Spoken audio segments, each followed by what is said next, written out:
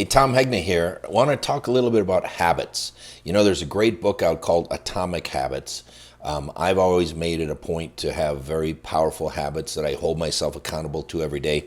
I've mentioned the Kinder brothers in past presentations. They're in all of my books. Jack and Gary Kinder played a big role in my life. Unfortunately, they're gone, but the company still lives on. And the Kinder brothers International just put out a little thing on habits, and I found it very helpful, so I thought I'd share it with you. You know, Horace Mann once said, habit is like a cable. We weave a strand each day until it is so strong it cannot be broken. And here are just some common habits that you might want to focus on. Number one, wake up employed. That means every day you've got to have appointments on your calendar. So you always need to be setting appointments for the next day. And they even recommend that when you make a sale, that you schedule the annual review a year out, so that if you make 75 sales, you got 75 appointments the next year. Believe in total preparation.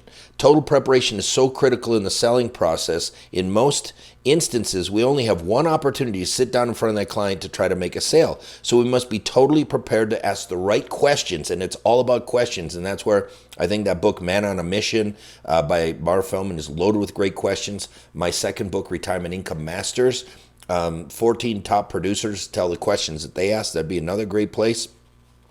We must always be prepared to ask the right questions and be able to answer those questions and facilitate the interview so the client feels very comfortable with us and will buy from us. So it's a trust building process as well. Picture yourself as a problem solver. So instead of trying to sell stuff, you're a problem solver. You're trying to help your clients. You're trying to do whatever you can to fix their problems, find their problems, and then fix the problems. Another one. Hone probing and listening skills. Sharpen your probing and listening skills, and it's so critical in today's environment. 95% of selling is showing up, 110% of selling is showing up and being prepared, and 200% of selling is showing up, being prepared, and being able to ask the right questions so as to be able to see the problem and then be the problem solver for that client.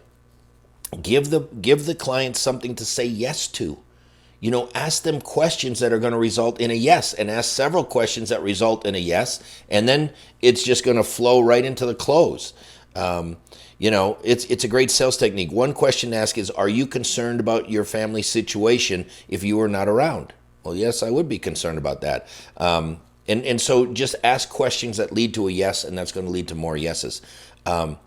So you need to own what you sell. So if you're selling life insurance, you'd own a lot of it. If you're selling annuities, you should own a lot of them. I own 11 annuities. I have a lot of money in annuities, but I have even more in cash value life insurance.